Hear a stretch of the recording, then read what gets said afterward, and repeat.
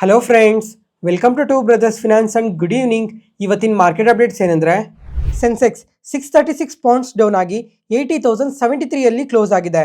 Nifty 174 points down ಆಗಿ 24,542 ಅಲ್ಲಿ close ಆಗಿದೆ.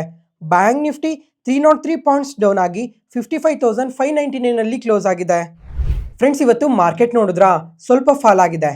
ಮತ್ತೆ ಸ್ಮಾಲ್ ಕ್ಯಾಪ್ಸ್ ಬಿಟ್ರೆ ಇನ್ನು ಮಿಕ್ಕಿರೋ ಎಲ್ಲ ಇಂಡಿಸಸ್ ನೋಡ್ಕೊಂಡ್ರು ಇವತ್ತು ನೆಗೆಟಿವ್ ಅಲ್ಲೇ ಕ್ಲೋಸ್ ಆಗಿದೆ. ಮತ್ತೆ ಇವತ್ತು ಬ್ಯಾಂಕ್ ನಿಫ್ಟಿ ನೋಡ್ಕೊಂಡ್ರೆ ಆಲ್ ಟೈಮ್ ಹೈ ಟಚ್ ಮಾಡಿದೆ. ಏಪ್ರಿಲ್ 7 ಟ್ಯಾರಿಫ್ ಪಾಸ್ ಇಂದ ನೋಡ್ಕೊಂಡ್ರೆ ಬರೀ ಬ್ಯಾಂಕ್ ನಿಫ್ಟಿನೇ ನಿಯರ್ಲಿ 14% ರ್ಯಾಲಿ ಆಗಿದೆ. ಫ್ರೆಂಡ್ಸ್, ಇವಾಗ ಲಾಸ್ಟ್ 5 ಡೇಸ್ ಇಂದ ಮಾರ್ಕೆಟ್ ಯಾವ ತರ ರಿಯಾಕ್ಟ್ ಆಗ್ತಾ ಇದೆ ಅಂತ ಒಂದ್ಸಲ ನೆನಪಿಸ್ಕೊಳ್ಳಿ. ಇವಾಗ ಒಂದ್ ವೇಳೆ ಮಾರ್ಕೆಟ್ ಏನಾದ್ರೂ ಓಪನಿಂಗ್ ಅಲ್ಲಿ ಸ್ವಲ್ಪ ಫಾಲ್ ಆದ್ರೆ ಸೆಕೆಂಡ್ ಹಾಫ್ ಅಲ್ಲಿ ಅದು ರಿಕವರ್ ಆಗ್ತಾ ಇದೆ, ಅಥವಾ ಮಾರ್ಕೆಟ್ ಏನಾದ್ರೂ ಸ್ವಲ್ಪ ಡೇ ಎಂಡ್ ಅಲ್ಲೂ ಕೂಡ ತುಂಬಾನೇ ಫಾಲ್ ಆದ್ರೆ ಅವತ್ತು FIS ಅಥವಾ DIS ಮಾರ್ಕೆಟ್ ಅಲ್ಲಿ ತುಂಬಾನೇ ಇನ್ವೆಸ್ಟ್ ಮಾಡಿರ್ತಾರೆ. ಮತ್ತೆ ಫ್ರೆಂಡ್ಸ್, ಇವಾಗ ಒಂದ್ಸಲ FIDI ಡೇಟಾ ನೋಡಿ ಕ್ಯಾಶ್ ಮಾರ್ಕೆಟ್ ಅಲ್ಲಿ ಯಾವ ತರ ಇದೆ ಅಂತ. ಇವಾಗ FIS ನೋಡ್ಕೊಂಡ್ರೆ ಶುಕ್ರವಾರ ನಮ್ಮ ಮಾರ್ಕೆಟ್ ಇಂದ 6,400 ಕೋಟಿ ಸೆಲ್ ಮಾಡಾಕಿದ್ದಾರೆ. ನಿನ್ನೆ ನೋಡ್ಕೊಂಡ್ರು 2,500 ಕೋಟಿ ಸೆಲ್ ಮಾಡಾಕಿದ್ದಾರೆ. ಇವಾಗ ಮೊನ್ನೆ ಮಾತಾಡ್ಕೊಂಡ್ವಿ, ಇವಾಗ ಓಪನಿಂಗ್ ಅಲ್ಲಿ ನೋಡ್ಕೊಂಡ್ರೆ ತುಂಬಾನೇ ಫಾಲ್ ಆಯ್ತು. ಅದಾದ್ಮೇಲೆ ಸೆಕೆಂಡ್ ಹಾಫ್ಗೆಲ್ಲ ಮಾರ್ಕೆಟ್ ತುಂಬಾನೇ ರಿಕವರ್ ಆಗಿದೆ. ನಿನ್ನೆ ನೋಡ್ಕೊಂಡ್ರು ಅದೇ ತರ ಆಯ್ತು. ಮಾರ್ಕೆಟ್ ಓಪನಿಂಗ್ ಅಲ್ಲಿ ತುಂಬಾ ಫಾಲ್ ಆಯ್ತು. ಮತ್ತೆ ಕ್ಲೋಸಿಂಗ್ ಎಲ್ಲ ನೋಡ್ಕೊಂಡ್ರೆ ಜಸ್ಟ್ ಪಾಯಿಂಟ್ಸ್ ನೆಗೆಟಿವ್ ಅಲ್ಲಿ ಮಾತ್ರನೇ ಕ್ಲೋಸ್ ಆಗಿದೆ. ಇವಾಗ ಅದೇ ತರ DIS ನೋಡಿ, DIS ಆದ್ರೆ ಲಾಸ್ಟ್ 5 ಡೇಸ್ ಇಂದ ತುಂಬಾನೇ ಇನ್ವೆಸ್ಟ್ ಮಾಡ್ತಾ ಬರ್ತಾ ಇದಾರೆ. ಪ್ರತಿ ಒಂದಿನ ನೋಡ್ಕೊಂಡ್ರು 10,000 ಕೋಟಿ, 7,000 ಕೋಟಿ, 9,000 ಕೋಟಿ, 5,000 ಕೋಟಿ, 9,000 ಕೋಟಿ, 4,000 ಕೋಟಿ ಈ ತರ ಇನ್ವೆಸ್ಟ್ ಮಾಡ್ತಾನೆ ಇದಾರೆ. ನಿನ್ನೆ ನೋಡ್ಕೊಂಡ್ರು 5,000 ಕೋಟಿ ಇನ್ವೆಸ್ಟ್ ಮಾಡಿದ್ದಾರೆ. ಮತ್ತೆ ಫ್ರೆಂಡ್ಸ್, ಇವಾಗ DIS ಯಾಕೆ ಇವಾಗ ಮಾರ್ಕೆಟ್ ಅಲ್ಲಿ ಈ ತರ ಅಗ್ರೆಸಿವ್ ಆಗಿ ಇನ್ವೆಸ್ಟ್ ಮಾಡ್ತಾ ಇದಾರೆ ಅಂತ ನೋಡ್ಬೇಕಾಗಿದೆ. ಒಂದು, ಇವಾಗ ಈ DIS ಹತ್ರ ಆದ್ರೆ ತುಂಬಾನೇ ಕ್ಯಾಶ್ ನ ಹೋಲ್ಡ್ ಮಾಡ್ತಾ ಇದಾರಲ್ಲ, ಅದರಿಂದ ಏನಾದ್ರೂ ಮಾರ್ಕೆಟ್ ಅಲ್ಲಿ ಇನ್ವೆಸ್ಟ್ ಮಾಡ್ತಾ ಇರ್ಬೋದು. ಅಥವಾ ಕಮಿಂಗ್ ಟೈಮ್ ಅಲ್ಲಿ ಮಾರ್ಕೆಟ್ ಏನಾದ್ರೂ ಬೆಳೆಯೋ ಚಾನ್ಸಸ್ ತುಂಬಾನೇ ಜಾಸ್ತಿ ಇದೆ ಅಂತ ಅನ್ಕೊಂತಾ ಇದ್ರೆ ಆ ಟೈಮಲ್ಲೂ ಈ ತರ ಇನ್ವೆಸ್ಟ್ ಮಾಡ್ತಾ ಇದಾರೆ. ನಾವು ನೋಡೋಣ ಕಮಿಂಗ್ ಟೈಮ್ ಅಲ್ಲಿ ಮಾರ್ಕೆಟ್ ಏನಾದ್ರೂ ಇನ್ನ ಪಾಸಿಟಿವ್ ಆಗಿ ರಿಯಾಕ್ಟ್ ಆಗುತ್ತಾ ಅಂತ. ಅದಾದ್ಮೇಲೆ ಇವತ್ ನೋಡ್ಕೊಂಡ್ರು ಮಾರ್ಕೆಟ್ ತುಂಬಾನೇ ಕರೆಕ್ಟ್ ಆಗಿದೆ ಅಲ್ಲ. ಓಪನಿಂಗ್ ಅಲ್ಲಿ ನೋಡ್ಕೊಂಡ್ರೆ 160 to 170 ಪಾಯಿಂಟ್ಸ್ ವರ್ಗು ಫಾಲ್ ಆಗಿತ್ತು. ಆ ಟೈಮಲ್ಲೂ FIS ಏನಾದ್ರೂ ಸೆಲ್ ಮಾಡಿರ್ಬೇಕೇನೋ ನೋಡ್ಬೇಕು, ಅಥವಾ DIS ಏನಾದ್ರೂ ಇವತ್ತು ಎಷ್ಟು ಬೈ ಮಾಡಿರ್ತಾರೆ ಅಂತ ನೋಡೋಣ. ಮತ್ತೆ ಫ್ರೆಂಡ್ಸ್, ಇವಾಗ ಈ ಶುಕ್ರವಾರ ನೋಡ್ಕೊಂಡ್ರೆ RBI MPC ಮೀಟಿಂಗ್ ಇದೆ ಅಂತ ನಿನ್ನೆ ಮಾರ್ಕೆಟ್ ನ್ಯೂಸ್ ಅಲ್ಲೇ ಮಾತಾಡ್ಕೊಂಡ್ವಿ. ಇವಾಗ ಈ RBI MPC ಮೀಟಿಂಗ್ ಅಲ್ಲಿ 25 ಬೇಸಿಸ್ ಪಾಯಿಂಟ್ಸ್ ರೇಟ್ ಕಟ್ ಮಾಡೋ ಚಾನ್ಸಸ್ ಇದೆ ಅಂತ ಪ್ರತಿಯೊಬ್ರು ಅನ್ಕೊಂತಾನೆ ಇದ್ದಾರೆ. ಒಂದ್ ವೇಳೆ ಈ RBI MPC ಮೀಟಿಂಗ್ ಅಲ್ಲಿ ಏನಾದ್ರೂ 25 ಬೇಸಿಸ್ ಪಾಯಿಂಟ್ಸ್ ರೇಟ್ ಕಟ್ ಮಾಡಿದ್ರೆ ಅದು ನಮ್ಮ ಮಾರ್ಕೆಟ್ಗೆ ತುಂಬಾನೇ ಪಾಸಿಟಿವ್ ಆಗುತ್ತೆ. ಅದೇ ರೀಸನ್ ಇಂದಾನೆ ರೀಸೆಂಟ್ ಡೇಸ್ ಅಲ್ಲಿ PSU ಬ್ಯಾಂಕ್ಸ್ ನೋಡ್ಕೊಂಡ್ರೆ ತುಂಬಾನೇ ಪಾಸಿಟಿವ್ ಆಗಿ ರಿಯಾಕ್ಟ್ ಆಗಿದ್ವು. ಅದಾದ್ಮೇಲೆ ಲಾಸ್ಟ್ 3-4 ಡೇಸ್ ಇಂದ ನೋಡ್ತಾ ಇದೀರಾ ರಿಯಾಲಿಟಿ ಸ್ಟಾಕ್ಸ್ ನೋಡ್ಕೊಂಡ್ರು ತುಂಬಾನೇ ಪಾಸಿಟಿವ್ ಆಗಿ ರಿಯಾಕ್ಟ್ ಆಗ್ತಾ ಇದಾವೆ. ಯಾಕಂದ್ರೆ ಈ ತರ ರೇಟ್ ಕಟ್ ಮಾಡೋದ್ರಿಂದ ರಿಯಾಲಿಟಿ ಸೆಕ್ಟರ್ಗೆ ತುಂಬಾನೇ ಪಾಸಿಟಿವ್ ಇರುತ್ತೆ. ಅದರಿಂದ ಈ ತರ ಪಾಸಿಟಿವ್ ಆಗಿ ರಿಯಾಕ್ಟ್ ಆಗ್ತಾ ಇರೋದು. ಮತ್ತೆ ಫ್ರೆಂಡ್ಸ್, ಇವಾಗ ನೆನ್ನೆ ನಮ್ಮ ಮಾರ್ಕೆಟ್ ಕ್ಲೋಸ್ ಆದ್ಮೇಲೆ ನೋಡ್ಕೊಂಡ್ರೆ SBI ರಿಸರ್ಚ್ ಅವರು ಒಂದು ಡೇಟಾನ ರಿಲೀಸ್ ಮಾಡಿದ್ದಾರೆ. ಈ ಸಲ RBI MPC ಮೀಟಿಂಗ್ ಅಲ್ಲಿ 50 ಬೇಸಿಸ್ ಪಾಯಿಂಟ್ಸ್ ರೇಟ್ ಕಟ್ ಮಾಡೋ ಚಾನ್ಸಸ್ ತುಂಬಾನೇ ಜಾಸ್ತಿ ಇದೆ ಅಂತ ಮೆನ್ಷನ್ ಮಾಡಿದ್ದಾರೆ. ಫ್ರೆಂಡ್ಸ್, ಇವಾಗ 50 ಬೇಸಿಸ್ ಪಾಯಿಂಟ್ಸ್ ರೇಟ್ ಕಟ್ ಮಾಡಿದ್ರೆ ಅದು ಮಾರ್ಕೆಟ್ಗೆ ಇನ್ನೂ ಪಾಸಿಟಿವ್ ಆಗುತ್ತೆ. ಒಂದ್ ಕಡೆ ನೋಡ್ಕೊಂಡ್ರೆ ಅದು ಬ್ಯಾಂಕ್ಸ್ಗೆ ತುಂಬಾನೇ ನೆಗೆಟಿವ್ ಆಗೋ ಚಾನ್ಸಸ್ ಕೂಡ ಜಾಸ್ತಿನೇ ಇದೆ. ಯಾಕಂದ್ರೆ ಈ ತರ ರೇಟ್ ಕಟ್ ಮಾಡೋದ್ರಿಂದ ಡೆಪಾಸಿಟ್ಸ್ ಏನಾದ್ರೂ ಕಮ್ಮಿ ಆಗೋ ಚಾನ್ಸಸ್ ಇರ್ಬೋದು. ಅದರಿಂದ ಬ್ಯಾಂಕ್ಸ್ ಅಲ್ಲಿ ಸ್ವಲ್ಪ ಸೆಲ್ಲಿಂಗ್ ಪ್ರೆಷರ್ ಕಾಣೋ ಚಾನ್ಸಸ್ ಇದೆ. ಮತ್ತೆ ಇವಾಗ ಈ ಕ್ವಾರ್ಟರ್ ಅಲ್ಲಿ ನೋಡ್ಕೊಂಡ್ರೆ ಬ್ಯಾಂಕ್ಸ್ ಎಲ್ಲ ತುಂಬಾನೇ ಬೆಟರ್ ಆಗಿ ಪರ್ಫಾರ್ಮ್ ಮಾಡಿದಾವೆ. ಯಾಕಂದ್ರೆ ಒಂದು RBI ಅವರು ಲಿಕ್ವಿಡಿಟಿ ಬೂಸ್ಟ್ ಮಾಡಿದ್ದಾರೆ. ಅದಾದ್ಮೇಲೆ ಇಯರ್ ಆನ್ ಇಯರ್ ಅಲ್ಲಿ ಡೆಪಾಸಿಟ್ಸ್ ಆಗಲಿ ಅಡ್ವಾನ್ಸಸ್ ಆಗಲಿ ತುಂಬಾನೇ ಪಾಸಿಟಿವ್ ಆಗಿ ಗ್ರೋ ಆಗಿದಾವೆ. ಓವರ್ ಆಲ್ ಎಲ್ಲಾ ರೀಸನ್ಸ್ ಇಂದ ಬ್ಯಾಂಕ್ಸ್ ಎಲ್ಲ ಈ ಕ್ವಾರ್ಟರ್ ಅಲ್ಲಿ ಬೆಟರ್ ರಿಸಲ್ಟ್ಸ್ ನ ಪೋಸ್ಟ್ ಮಾಡಿದ್ದಾರೆ. ಆದ್ರೆ ಈ ತರ ರೇಟ್ ಕಟ್ ಮಾಡ್ತಾ ಹೋದ್ರೆ ಕಮಿಂಗ್ ಕ್ವಾರ್ಟರ್ಸ್ ಅಲ್ಲಿ ಸ್ವಲ್ಪ ರಿಸಲ್ಟ್ಸ್ ವೀಕ್ ಆಗಿ ಬರೋ ಚಾನ್ಸಸ್ ಕೂಡ ಜಾಸ್ತಿನೇ ಇದೆ. ನೋಡೋಣ 50 ಬೇಸಿಸ್ ಪಾಯಿಂಟ್ಸ್ ರೇಟ್ ಕಟ್ ಮಾಡ್ತಾರಾ ಇಲ್ವಾ ಅಂತ. ಮತ್ತೆ ಫ್ರೆಂಡ್ಸ್, ಇವಾಗ ಈ ಬಾಂಡ್ಸ್ ಬಗ್ಗೆ ಮಾತಾಡ್ಕೊಳ್ಳೋಣ. ಯಾಕಂದ್ರೆ ಇವತ್ತೊಂದು ಇಂಟ್ರೆಸ್ಟಿಂಗ್ ಆರ್ಟಿಕಲ್ ನೋಡಿದೆ ಈ ಬಾಂಡ್ಸ್ ರಿಲೇಟೆಡ್ ಆಗಿ, ಅದಕ್ಕೋಸ್ಕರ. ಮತ್ತೆ ಫ್ರೆಂಡ್ಸ್, ಇವಾಗ ನಮ್ಮ ಇಂಡಿಯನ್ 10 ಇಯರ್ ಬಾಂಡ್ಸ್ ಇಂದ ನೋಡ್ಕೊಂಡ್ರೆ FIS ಲಾಸ್ಟ್ 2 ಮಂತ್ಸ್ ಅಲ್ಲೇನೆ 25,500 ಕೋಟಿ ಸೆಲ್ ಮಾಡಾಕಿದ್ದಾರೆ.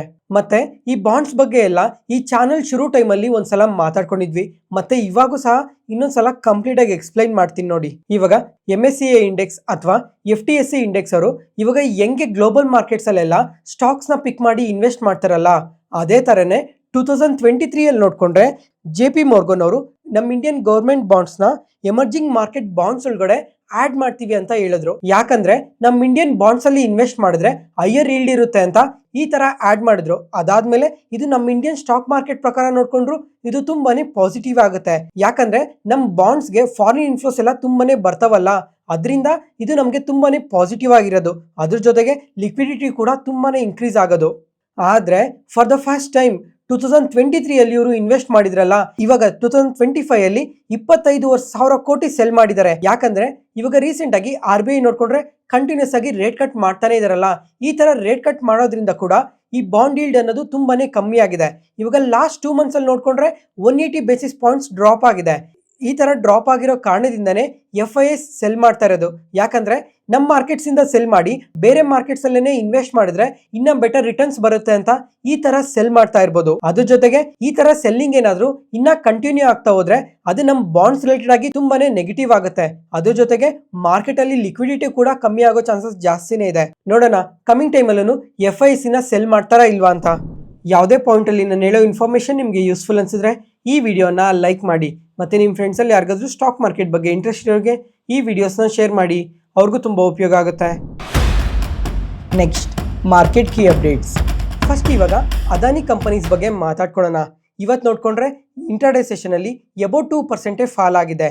ಯಾಕಂದ್ರೆ ನೆನೆ ನಮ್ಮ ಮಾರ್ಕೆಟ್ ಕ್ಲೋಸ್ ಆದ್ಮೇಲೆ ಈ ಡೇಟಾ ಅಪ್ಡೇಟ್ ಆಯಿತು. ಏನಂದ್ರೆ US ಗೌರ್ಮೆಂಟ್ ಅವರು ಈ ಅದಾನಿ ಗ್ರೂಪ್ ಮೇಲೆ ಮತ್ತೆ ಇನ್ವೆಸ್ಟಿಗೇಷನ್ ಸ್ಟಾರ್ಟ್ ಮಾಡಿದ್ದಾರೆ ಅಂತ ಅಪ್ಡೇಟ್ ಆಗಿದೆ.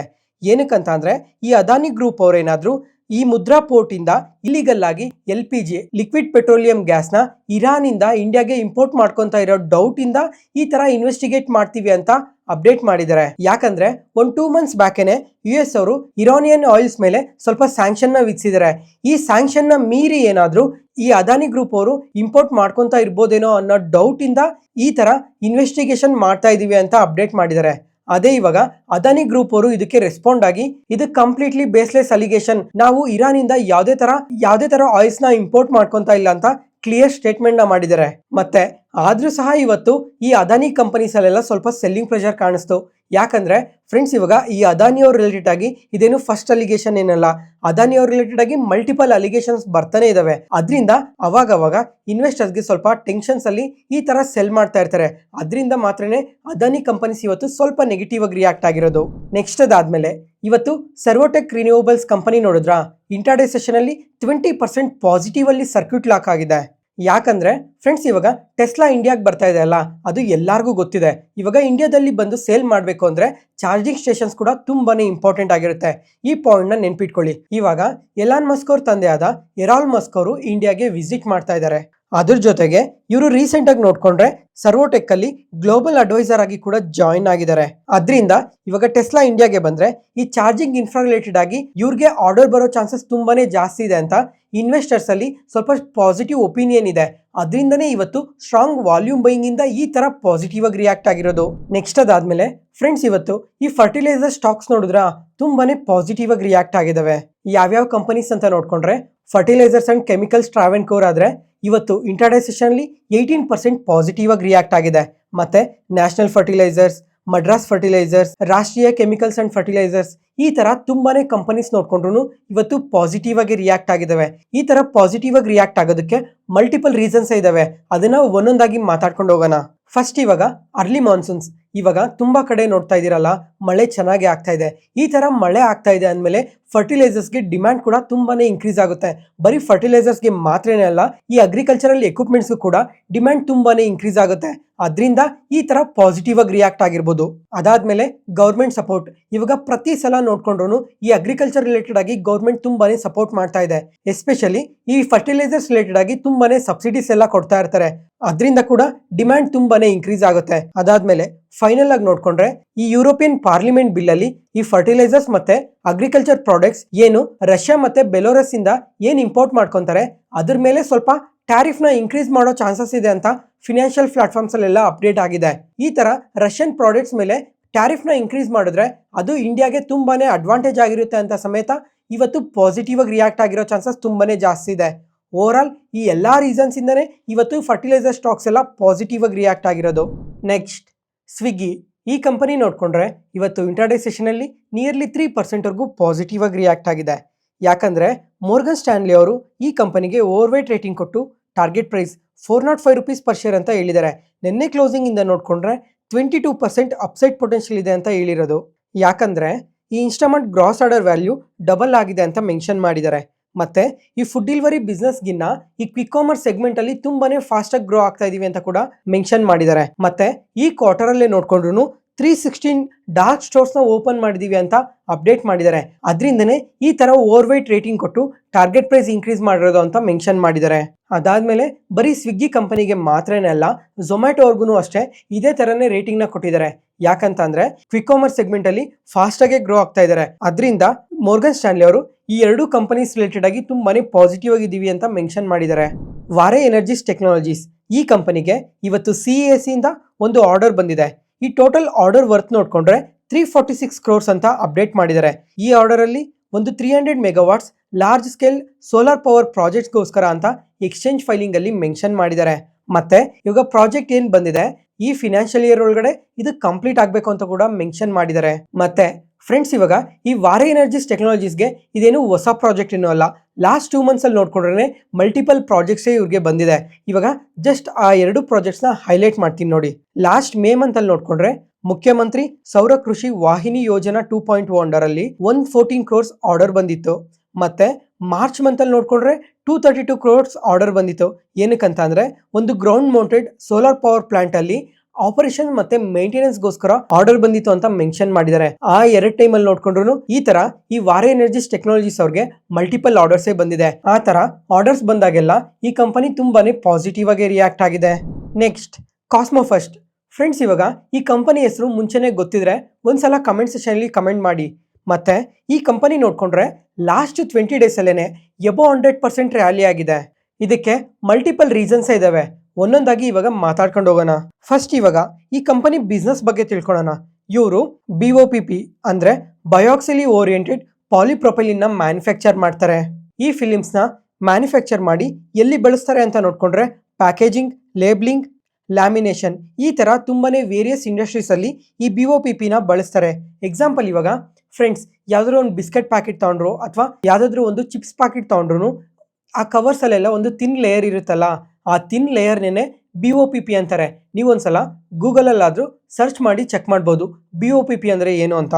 ನೆಕ್ಸ್ಟ್ ಇವಾಗ ಈ ರ್ಯಾಲಿಗೆ ರೀಸನ್ ಏನು ಅಂತ ನೋಡ್ಕೊಂಡ್ರೆ ಈ ಕಂಪನಿ ಲಾಸ್ಟ್ ಮಂತ್ ಅಲ್ಲಿ Q4 ರಿಸಲ್ಟ್ಸ್ ನ ಪೋಸ್ಟ್ ಮಾಡಿದ್ದಾರೆ. ಆ ರಿಸಲ್ಟ್ಸ್ ನೋಡ್ಕೊಂಡ್ರೆ ತುಂಬಾನೇ ಪಾಸಿಟಿವ್ ಆಗಿ ಪೋಸ್ಟ್ ಮಾಡಿದ್ದಾರೆ. ಇಯರ್ ಆನ್ ಇಯರ್ ಅಲ್ಲಿ ಪ್ರಾಫಿಟ್ಸ್ ನೋಡ್ಕೊಂಡ್ರೆ 76% ಇನ್ಕ್ರೀಸ್ ಆಗಿದೆ. ಮತ್ತೆ ಈ BOPPಗೆ ಹೊಸ ಪ್ರೊಡಕ್ಷನ್ ಲೈನ್ ನ ಕೂಡ ಶುರು ಮಾಡ್ತೀವಿ ಅಂತ ರೀಸೆಂಟ್ ಆಗಿ ಅಪ್ಡೇಟ್ ಬಂತು. ಅವತ್ ನೋಡ್ಕೊಂಡ್ರು ತುಂಬಾನೇ ಪಾಸಿಟಿವ್ ಆಗಿ ರಿಯಾಕ್ಟ್ ಆಗಿತ್ತು. ಅದಾದ್ಮೇಲೆ ಈ ಕಂಪನಿಗೆ ಒಂದು ಕಾಂಪಿಟೇಟರ್ ಕಂಪನಿ ಇದೆ, ಅದೇ ಜಿಂದಾಲ್ ಪಾಲಿಫಿಲಿಮ್ಸ್ ಅಂತ. ಈ ಕಂಪನಿಯಲ್ಲಿ ರೀಸೆಂಟ್ ಆಗಿ ಒಂದು ಫೈರ್ ಆಕ್ಸಿಡೆಂಟ್ ನಡೆದಿದೆ. ಅದರಿಂದ ಬಿಸ್ನೆಸ್ ನ ಟೆಂಪರರಿ ಆಗಿ ಸ್ಟಾಪ್ ಮಾಡಿದ್ದಾರೆ. ಅದರಿಂದ ಕೂಡ ಈ ಕಂಪನಿಗೆ ಪಾಸಿಟಿವ್ ಆಗುತ್ತೆ ಅಂತ ಅವಾಗೂ ಸಮೇತ ರ್ಯಾಲಿ ಆಗಿತ್ತು. ಅದ್ರ ಜೊತೆಗೆ ಈ ರಾ ಮೆಟೀರಿಯಲ್ ಕಾಸ್ಟ್ ಅನ್ನೋದು ತುಂಬಾನೇ ಕಮ್ಮಿ ಆಗಿತ್ತು.